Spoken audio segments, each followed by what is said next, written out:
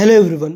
Chandrayaan three machine ద్వారా మొత్తం ప్రపంచంలోనే చంద్రుని సౌత్ పోల్ రీజియన్ పైన ల్యాండ్ అయిన ఫస్ట్ కంట్రీగా ఇండియా చరిత్ర సృష్టించింది. అంతేకాకుండా ఈ మిషన్లో పంపిన ప్రగ్యాన్ రోవర్ అనే స్పేస్ క్రాఫ్ట్ ద్వారా చంద్రుని పైన ఆక్సిజన్ అలాగే సల్ఫర్ ఉన్నాయని కూడా కనుక్కుంది. చాలా తక్కువ మంది చంద్రయాన్-3 మిషన్ ద్వారా ఎక్స్పెరిమెంట్స్ చేసి ఇలాంటి కొత్త కొత్త విషయాలు కనుక్కోవచ్చు అని మాట్లాడారు. దాంతో చంద్రుని పైన ఇలాంటి కొత్త కొత్త విషయాలు కనుక్కోవడం అనేది చాలా ఇంట్రెస్టింగ్గా ఉంటుంది. మరి చంద్రయాన్-3 మిషన్ ద్వారా చంద్రుని పైన ఎలాంటి ఇంట్రెస్టింగ్ విషయాలు కనుక్కున్నారో ఈ వీడియోలో తెలుసుకుందాం. 23 ఆగస్టు 2023 రోజు చంద్రయాన్-3 మిషన్ చంద్రుని పైన సక్సెస్ఫుల్గా ల్యాండ్ అయింది. ఈ మిషన్లో 2 స్పేస్ క్రాఫ్ట్స్ని పంపించారు. ఒకటి విక్రమ్ ల్యాండర్, ఇంకొకటి ప్రగ్యాన్ రోవర్. ఈ స్పేస్ క్రాఫ్ట్స్ అనేవి చంద్రుని పైన సక్సెస్ఫుల్గా ల్యాండ్ అయిన తర్వాత ద నెక్స్ట్ డే 24 ఆగస్టు రోజు విక్రమ్ ల్యాండర్లో ఉన్న ప్రగ్యాన్ రోవర్ అనేది ఒక ర్యాంప్ ద్వారా బయటికి వస్తుంది. బయటికి వచ్చి మిషన్ని స్టార్ట్ చేస్తుంది. ఇస్రో వాళ్ళు, Indian space research and organisation వాళ్ళు ట్విట్టర్ ద్వారా మనందరికీ రెగ్యులర్గా అప్డేట్స్ ఇస్తున్నారు. 25 ఆగస్ట్ రోజు విక్రమ్ ల్యాండర్ నుండి ప్రగ్యాన్ రోవర్ అనేది ఎలా దూరం వెళ్తుంది అనేది ఈ ఫోటోలో చూడొచ్చు. 24 ఆగస్ట్ నుండి 4 సెప్టెంబర్ వరకు మొత్తం 12 రోజులు విక్రమ్ ల్యాండర్ అలాగే ప్రగ్యాన్ రోవర్ ఈ 2 స్పేస్ క్రాఫ్ట్స్ కూడా చంద్రుని పైన ఎలాంటి అబ్జర్వేషన్స్ అంటే చంద్రుని పైన ఏమేమి ఉన్నాయో కనుక్కున్నాయన్నమాట. దాని తర్వాత వాటిని స్లీప్ మోడ్లో పెట్టేస్తారు. సో వాటిని పడుకోబెడతారన్నమాట. మరి వాటిని స్లీప్ మోడ్లో ఎందుకు పెడతారన్న దాని గురించి కూడా ముందు వీడియోలో తెలుసుకుందాం. మరి ఇప్పుడు ఈ 12 రోజులు ఎలాంటి అబ్జర్వేషన్స్ చేసి ఎలాంటి విషయాలు కనుక్కుందో చూద్దాం. 27 ఆగస్ట్ రోజు విక్రమ్ ల్యాండర్లో ఉన్న చాస్ట్ అనే ఇన్స్ట్రుమెంట్ తన ఫస్ట్ రీడింగ్స్ తీసుకుంది. చాస్ట్ ఫుల్ ఫామ్ ఏంటంటే Chandra's surface thermo physical experiment. ఈ ఇన్స్ట్రుమెంట్ పని ఏంటంటే చంద్రుని పైన ఉన్న మట్టి పై భాగంలో టాప్ సాయిల్ లో టెంపరేచర్ ని మెజర్ చేయాలి. అంటే టెంపరేచర్ యొక్క కొలత ఎంత ఉందో తెలుసుకోవాలన్నమాట. టెంపరేచర్ ఎంత ఉందో కనుక్కొని చంద్రుని సౌత్ పోల్ రీజియన్ లో టెంపరేచర్ ఎలా వేరీ అవుతుంది, ఎలా మారుతుంది అనే విషయాల గురించి కనుక్కోవాలి. ఈ టెంపరేచర్ ని చాస్ట్ ఇన్స్ట్రుమెంట్ లో ఉన్న టెంపరేచర్ ప్రోబ్ అనే డివైస్ మెజర్ చేస్తుంది అన్నమాట. ఈ చాస్ట్ ఇన్స్ట్రుమెంట్ లో 10 డిఫరెంట్ సెన్సార్స్ ని పెట్టారు. ఈ టెంపరేచర్ ప్రోబ్ ద్వారా 10 సెంటీమీటర్స్ వరకు చంద్రుని సర్ఫేస్ లోకి కింది వరకు వెళ్తుంది. సో ఇలా 10 సెంటీమీటర్స్ కింది వరకు వెళ్ళి టెంపరేచర్స్ ఎలా ఉన్నాయో మెజర్ చేస్తుంది అన్నమాట. సో ఆ టెంపరేచర్ కి సంబంధించిన రీడింగ్స్ ఏవైతే ఉన్నాయో మనం ఈ గ్రాఫ్ లో చూసుకోవచ్చు అన్నమాట. సో ఇక్కడ అబ్జర్వ్ చేసింది ఏంటంటే చంద్రుని పైన ఉన్న మట్టిలో ఒక్కో సెంటీమీటర్ కిందికి వెళ్ళేటప్పుడు టెంపరేచర్ అనేది 10 డిగ్రీ సెల్సియస్ వరకు మారుతూ ఉంది. ఇదే టెంపరేచర్ మట్టి పైభాగంలో సర్ఫేస్ పైన దగ్గర -60 డిగ్రీస్ వరకు ఉంది. కానీ 8 సెంటీమీటర్ వరకు కిందికి వెళ్ళగానే ఈ టెంపరేచర్ అనేది -10 డిగ్రీస్ లోకి పడిపోయింది. అంటే కేవలం 8 సెంటీమీటర్ డిస్టెన్స్ లోనే ఇంత పెద్ద టెంపరేచర్ డిఫరెన్స్ అనేది చూడడానికి కనిపిస్తుంది. మనం ఒకసారి ఈ గ్రాఫ్ లో చూసుకుంటే 0 to 80 mm డెప్త్ వరకు ఎలా టెంపరేచర్ మారుతుంది అనేది చూపిస్తుంది. సో ఇది చంద్రుని సౌత్ పోల్ రీజియన్ లో తయారు చేసిన ఫస్ట్ ప్రొఫైల్ అన్నమాట. ఇదే రోజున ఇస్రో వాళ్ళు ప్రగ్యాన్ రోవర్ కి సంబంధించిన 2 ఫొటోస్ ని కూడా పబ్లిష్ చేశారు. ఆ ఫొటోస్ లో మనం చూసుకుంటే ఒక పెద్ద క్రేటర్ అంటే ఒక పెద్ద గుంత కేవలం 3 మీటర్స్ దూరంలో ఉంది. సో మనం ఈ ఫోటోలో చూసుకుంటే ఈ క్రేటర్ డయామీటర్ వచ్చేసి 4 మీటర్స్ వరకు ఉంటుంది. సో ఈ గుంతలోకి ప్రగ్యాన్ రోవర్ వెళ్ళి పడుతుందేమో అని దాంతో ప్రగ్యాన్ రోవర్ దారి మార్చేస్తారు. సో అందుకోసమే ప్రగ్యాన్ రోవర్ మళ్ళీ వెనక్కి వెళ్లాల్సి వస్తుంది. సో దానికి సంబంధించిన ఇంట్రెస్టింగ్ ఫొటోస్ అనేవి ఇక్కడ మనం చూడొచ్చు. సో ఇక్కడ ఫోటోలో ప్రగ్యాన్ రోవర్ వీల్స్ కి సంబంధించిన ట్రాక్ చూడొచ్చు. ఇప్పుడు ప్రగ్యాన్ రోవర్ లో పెట్టిన పేలోడ్స్ గురించి మాట్లాడుకుందాం. సో ఆగస్టు 28 రోజు ప్రగ్యాన్ రోవర్ లో ఉన్న LIBS laser induced breakdown spectroscopy అనే ఇన్స్ట్రుమెంట్ ఉంటుంది. ఆ ఇన్స్ట్రుమెంట్ చంద్రుని సౌత్ పోల్ పైన సల్ఫర్ ఉందని కనుక్కుంటుంది. సో ఇలా చంద్రుని సౌత్ పోల్ లో ఆన్ గ్రౌండ్ లో కనుక్కోవడం ఫస్ట్ టైం అన్నమాట. అందుకే దీన్ని ఫస్ట్ ఎవర్ ఇన్సిటు మెజర్మెంట్స్ అని పిలుస్తారు. ఇక్కడ ఇన్సిటు అంటే సైట్ లోనే ఎక్స్పెరిమెంట్స్ చేయడం అన్నమాట. అంటే ఆన్ ద సైట్, ఆ సైట్ లోనే మెజర్మెంట్స్ తీసుకోవడం, దాన్నే ఇన్సిటు అంటారు. ఈ లిబ్స్ ఇన్స్ట్రుమెంట్ ని ఇస్రో వాళ్ళతో పాటు బెంగళూరు కి సంబంధించిన laboratory for electro optics system వాళ్ళు డెవలప్ చేశారన్నమాట. ఈ ఇన్స్ట్రుమెంట్ యొక్క పని ఏంటంటే చంద్రుని పైన ఉన్న మట్టిని అలాగే రాళ్ల యొక్క కాంపోజిషన్ ని అనలైసిస్ చేయాలి. మరి అసలు ఈ లిబ్స్ ఇన్స్ట్రుమెంట్ ఎలా పనిచేస్తుంది అనేది కూడా చూద్దాం. ఇది హై ఎనర్జీ లేజర్ పల్సెస్ ని యూజ్ చేస్తుంది. అంటే చంద్రుని పైన ఉన్న మట్టిలోకి ఒక లేజర్ ని పంపిస్తారు. దాని టెంపరేచర్ అనేది చాలా ఎక్కువగా ఉంటుంది. చంద్రుని పైన ఉన్న మట్టిలో ఒక చిన్న ఏరియాలో ఆ లేజర్ ని పంపిస్తారు. అంటే ఒక చిన్న స్పాట్ ని సెలెక్ట్ చేసుకొని ఆ లేజర్ ని పంపిస్తారన్నమాట. అక్కడ ఉన్న మట్టి ఈ హై టెంపరేచర్ వల్ల ప్లాస్మాలోకి కన్వర్ట్ అయిపోతుంది, అంటే ప్లాస్మాలోకి మారుతుంది అన్నమాట. ప్లాస్మా అంటే ఏంటో మనం స్కూల్లోనే చదువుకున్నాం. ప్లాస్మా అంటే 4 స్టేట్స్ ఆఫ్ మ్యాటర్స్ లో ఒకటి. సాలిడ్, లిక్విడ్, గ్యాస్, తర్వాత ప్లాస్మా వస్తుంది. ఇక్కడ ప్లాస్మా అనేది ఎందుకు వస్తుందంటే, సో గ్యాస్ ని ఎప్పుడైతే మనం ఇంకా హై టెంపరేచర్ లో వేస్తామో, అంటే హై టెంపరేచర్ లో గ్యాస్ ని వేస్తామో అప్పుడు అది ప్లాస్మాగా మారుతుందన్నమాట. దాంతో ప్లాస్మాగా మారిన తర్వాత ఆ ప్లాస్మాలో నుంచి లైట్స్ అనేవి బయటికి వస్తాయి. సో ఏదైతే ఈ లైట్ బయటికి వస్తుందో ఆ లైట్లో చాలా డిఫరెంట్ ఎలిమెంట్స్ ఉంటాయి. సో ఆ ఎలిమెంట్స్ అనేవి చాలా డిఫరెంట్ వేవ్ లెంగ్త్స్ ని ప్రొడ్యూస్ చేస్తాయి. సో అప్పుడు ఇక్కడ ఏదైతే లిప్స్ అనే ఇన్స్ట్రుమెంట్ ఉందో అది ఈ డిఫరెంట్ వేవ్ లెంగ్త్స్ కి సంబంధించిన లైట్ ని మెజర్ చేస్తుంది అన్నమాట. సో దాని బేసిస్ పైన చంద్రుని పైన ఉన్న మట్టిలో ఏ ఎలిమెంట్స్ ఉన్నాయో కనుక్కొని చెప్తుంది అన్నమాట. సో అందుకే దీనికి ఇక్కడ నుండే laser induced breakdown spectroscopy అనే పేరు వచ్చింది. సో మనం మట్టిని రాళ్ళని బ్రేక్ డౌన్ చేయడానికి ఒక లేజర్ ని వాడాం. దాని తర్వాత వాటిని ప్లాస్మాలోకి కన్వర్ట్ చేసాం. సో దాని తర్వాత అందులో నుంచి వచ్చే వేవ్ లెంగ్త్స్ ని మనం స్పెక్ట్రోస్కోపీ ద్వారా మెజర్ చేసాం. సో అందుకే దీనికి laser induced breakdown spectroscopy అని పేరు వచ్చింది.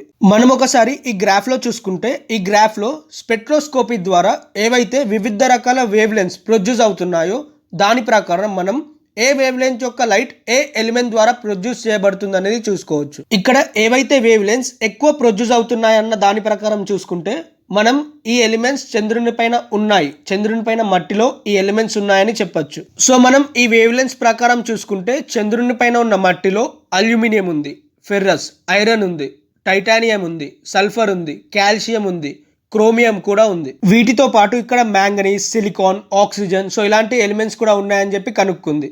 మరి చంద్రుని పైన ఆక్సిజన్ ఎలా ఉంటుంది అని మీకు డౌట్ రావచ్చు. సో ఈ ఆక్సిజన్ అనేది చంద్రుని పైన ఉన్న మట్టి అలాగే రాళ్ల మధ్యలో ఉంది. ఈ ఆక్సిజన్ అనేది అట్మాస్ఫియర్ O2 గ్యాస్ రూపంలో లేదు, ఎందుకంటే చంద్రుని పైన ఎలాంటి అట్మాస్ఫియర్ అనేది ఉండదు కాబట్టి.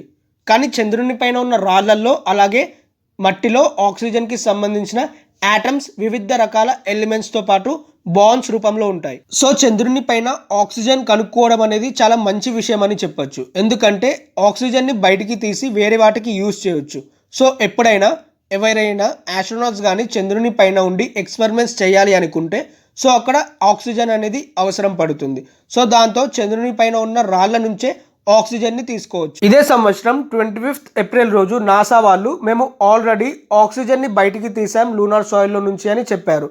ఈ ఆక్సిజన్ అనేది చంద్రుని పైన ఉన్న మట్టిలో ఎంత ఎక్కువగా ఉంది అంటే, సో చంద్రుని పైన ఉన్న మట్టి పై భాగంలోనే 8 బిలియన్ ప్రజలు, అంటే 800 కోట్ల మంది ప్రజలు 1,00,000 సంవత్సరాల పాటు బ్రతికేంత ఆక్సిజన్ ఉందని చెప్పారు. మనం నెక్స్ట్ పేలోడ్ గురించి మాట్లాడుకుంటే, సో ఇక్కడ లిప్స్ తో పాటు ప్రగ్యాన్ రోవర్ లోనే ఆల్ఫా పార్టికల్ ఎక్స్రే స్పెక్ట్రోమీటర్ అనే ఇన్స్ట్రుమెంట్ ఉంటుంది, షార్ట్ లో APXS. ఇక్కడ లిప్స్ అనే ఇన్స్ట్రుమెంట్ ఎక్కడైతే లూనార్ రాక్ ని అలాగే లూనార్ సాయిల్ ని స్టడీ చేస్తుందో అక్కడే APXS కూడా మూన్ యొక్క జనరల్ సర్ఫేస్ కోసం పనిచేస్తుంది. కానీ ఈ రెండు పేలోడ్స్ పనిచేసే విధానం చాలా డిఫరెంట్ గా ఉంటుందన్నమాట. ఇక్కడ లిప్స్ అనే ఇన్స్ట్రుమెంట్ లేజర్ పల్సెస్ ని వాడుతుంది, కానీ APXS రేడియో యాక్టివ్ మెటీరియల్స్ ని వాడుతుంది. ఈ APXS డివైస్ అనేది ఆల్ఫా పార్టికల్స్ అలాగే ఎక్స్రేస్ ని సాయిల్ యొక్క సర్ఫేస్ లోకి పంపుతుంది. ఈ ఆల్ఫా పార్టికల్స్ అనేవి రేడియో యాక్టివ్ డికే ద్వారా ఎమిట్ అవుతూ ఉంటాయి. APXS లో ఒక చిన్న రేడియో యాక్టివ్ సోర్స్ ఉంటుంది, అది రేడియో యాక్టివ్ మెటీరియల్స్ ని క్యారీ చేస్తుంది.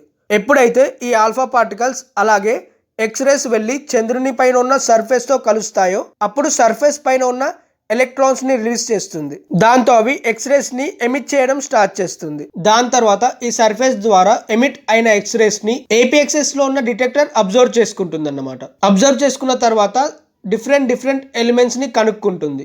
ఇక్కడ నుండి దీని పేరు ఆల్ఫా పార్టికల్ ఎక్స్రే స్పెక్ట్రోమీటర్ అని వచ్చింది. ఇప్పుడు విక్రమ్ ల్యాండర్ గురించి చూసుకుంటే 31st ఆగస్ట్ రోజు రాంబా డివైస్ ఫంక్షన్ పైన ఇస్రో వాళ్ళు ఒక రిపోర్ట్ ని రిలీజ్ చేశారు. రాంబా అనేది విక్రమ్ ల్యాండర్ లో పెట్టిన ఒక ఇన్స్ట్రుమెంట్. దాని ఫుల్ ఫామ్ వచ్చేసి radio anatomy of moon bound hyper sensitive ionosphere and atmosphere. ఈ ఇన్స్ట్రుమెంట్ పని కూడా లిప్స్ లాగానే ప్లాస్మాని కనుక్కోవాలి. లిప్స్ చంద్రుని పైన ఉన్న మట్టిలోకి లేజర్స్ ని పంపించి కనుక్కుంటుంది. కానీ ఈ ఇన్స్ట్రుమెంట్ పని ఏంటంటే, సో చంద్రుని పైన ఆల్రెడీ ఏదైతే న్యాచురల్ ప్లాస్మా ఉంటుందో సో దాన్ని మెజర్ చేస్తుంది. ఈ ఇన్స్ట్రుమెంట్ ఏదైతే ఉందో అందులో 5 సెంటీమీటర్ వరకు ఒక మెటాలిక్ స్పెరికల్ ప్రోబ్ ఉంటుంది. ఈ స్పెరికల్ ప్రోబ్ ని విక్రమ్ ల్యాండర్ పైన 1 మీటర్ వరకు ఎత్తులో పెడతారు. ఈ మెటాలిక్ ప్రోబ్ ని తిరువనంతపురంలో ఉన్న విక్రమ్ సారాభాయ్ స్పేస్ సెంటర్ లో స్పేస్ ఫిజిక్స్ లాబొరేటరీ వాళ్ళు డెవలప్ చేస్తారు. మనం చంద్రుని పైన చూసుకుంటే ఎలాంటి అట్మాస్ఫియర్ అనేది లేదు, కానీ చంద్రుని సర్ఫేస్ పైన ప్లాస్మా అనేది ఉంటుంది. చాలా తక్కువ ప్లాస్మా అనేది ఉంటుంది. సో దాని గురించే ఈ రాంబా డివైస్ కనుక్కుంది. దగ్గర 5 to 30 million electrons per cubic metre వరకు ఈ లూనా సర్ఫేస్ లో ప్లాస్మా ఉందని చెప్పి కనుక్కుంది. ఇది ఇంత తక్కువగా ఉండడంతో ఇస్రో వాళ్ళు దీన్ని రిలేటివ్లీ స్పార్స్ అని పేరు పెట్టారు. దీన్ని మెజర్ చేయడానికి ఎలక్ట్రిక్ కరెంట్స్ ని వాడతారు. రాంబా డివైస్ చాలా చిన్న ఎలక్ట్రిక్ కరెంట్స్ ని మెజర్ చేయగలుగుతుంది. పీకో యాంపియర్స్ లో కూడా మెజర్ చేస్తుంది.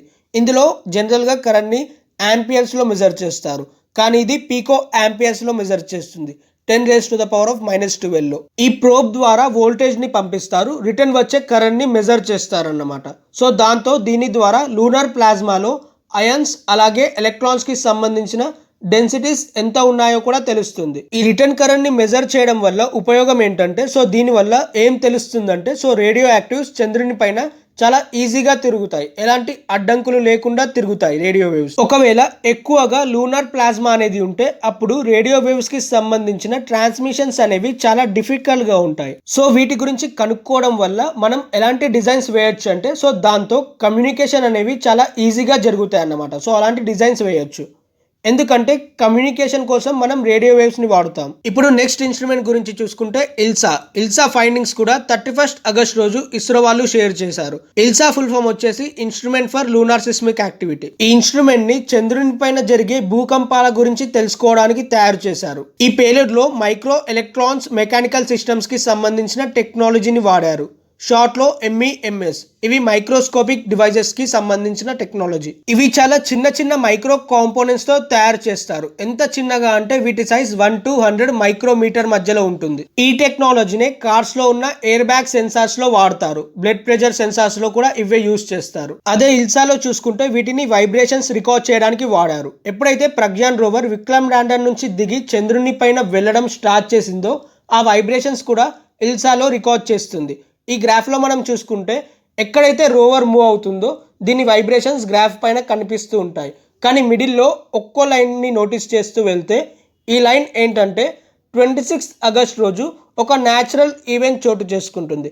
అంటే ఈ టైంలో ఒక న్యాచురల్ భూకంపం చంద్రుని పైన వచ్చింది. ఈ మూన్ క్వేక్స్ ని చంద్రుని పైన వచ్చే భూకంపాల గురించి చదివి ఈ చంద్రుని లోపల భాగంలో ఏమున్నాయో కూడా తెలుసుకోవచ్చు. ఎంత పెద్ద క్రస్ట్ ఉంది, ఎంత పెద్ద మ్యాంటల్ కోర్ ఉన్నాయని కూడా తెలుసుకోవచ్చు. 3 సెప్టెంబర్ 2023 రోజు ఇస్రో వాళ్ళు హాప్ ఎక్స్పెరిమెంట్స్ ని విక్రమ్ ల్యాండర్ తో కండక్ట్ చేశారు. ఈ ఎక్స్పెరిమెంట్ ఏంటంటే, సో ఏదైతే ఒరిజినల్ పాయింట్ ఆఫ్ ల్యాండింగ్ ఉందో దానికి శివశక్తి అని పేరు పెట్టారు. సో ఆ పాయింట్ నుండి కొంచెం ల్యాండర్ని షిఫ్ట్ చేస్తారనమాట. సో ఆ పాయింట్ దగ్గర కాకుండా వేరే పాయింట్లో ల్యాండర్ని ల్యాండ్ చేస్తారు. సో దానికోసమే విక్రమ్ ల్యాండర్లో ఉన్న ఇంజన్ని మళ్ళీ ఫైర్ చేస్తారు.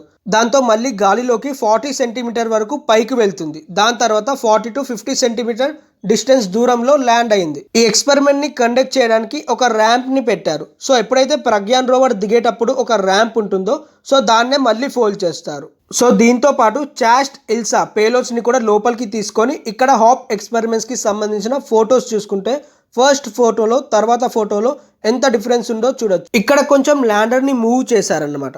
సో ఈ హాప్ ఎక్స్పెరిమెంట్ దేని గురించి అంటే, సో మనం ముందు ఫ్యూచర్లో హ్యూమన్ మిషన్స్ చేసినప్పుడు అంటే మనుషుల్ని చంద్రుని పైకి పంపించినప్పుడు ల్యాండర్ మళ్ళీ పైకి వెళ్తుందా, ల్యాండర్ మళ్ళీ పైకి లేచి మనుషుల్ని రిటర్న్ తీసుకెళ్తుందా భూమి పైకి అని టెస్ట్ చేయడానికి ఈ ఎక్స్పెరిమెంట్ చేశారన్నమాట. దీని next day 4th September morning 8 AM Pragyan అలాగే విక్రమ్ ల్యాండర్లను ఇస్రో వాళ్ళు స్లీప్ మోడ్ లో పెట్టేశారు. ఈ స్లీప్ మోడ్ అనేది చంద్రుని పైన వచ్చే రాత్రిని ప్రిపేర్ చేయడానికి. ఇంతకు ముందు ఉన్న ఇస్రో చీఫ్ కిరణ్ కుమార్ ఏం చెప్పాడంటే, సో రాత్రి వచ్చే 2-3 రోజుల ముందే బెటర్ ప్రిపరేషన్స్ కోసం స్లీప్ మోడ్ లో వెయ్యాలి అని.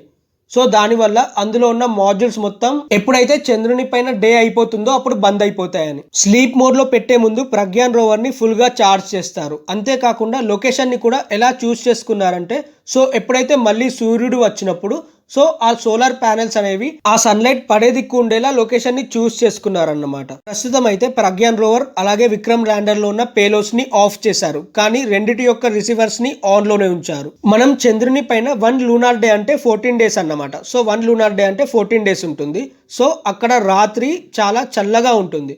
రాత్రి అవ్వగానే ఈ పేలోడ్స్ అనేవి సర్వైవ్ అవ్వలేకపోతాయి, అంటే పాడైపోతాయి అన్నమాట ఆ చలికి. కానీ ఇప్పుడు ఇస్రో వాళ్ళు ప్రగ్యాన్ అలాగే విక్రమ్లను మళ్ళీ లేచి పనిచేసేలా ప్రస్తుతం వాటిని స్లీప్ మోడ్ కి పంపించారు. సేమ్ ఇలానే చైనా వాళ్ళు పంపిన చాంగ్ 4 మిషన్ లో జరిగింది. వాళ్ళు పంపిన ప్రోబ్ ని స్లీప్ మోడ్ లో పెట్టేశారు. మళ్ళీ పొద్దున అవ్వగానే అది పనిచేసింది. సో మళ్ళీ అలాగే చంద్రయాన్ 3 22 సెప్టెంబర్ రోజు మళ్ళీ లేచి పనిచేస్తుందా లేదా అని మొత్తం దేశం వేచి చూస్తుంది. సో ఇది వచ్చేసి వాళ్ళ వీడియో కనుక నచ్చితే ప్లీజ్ వీడియోని లైక్ చేయండి. ఇలాంటి వీడియోస్ కోసం ఛానల్ని సబ్స్క్రైబ్ చేసుకోండి. Thanks for watching my video.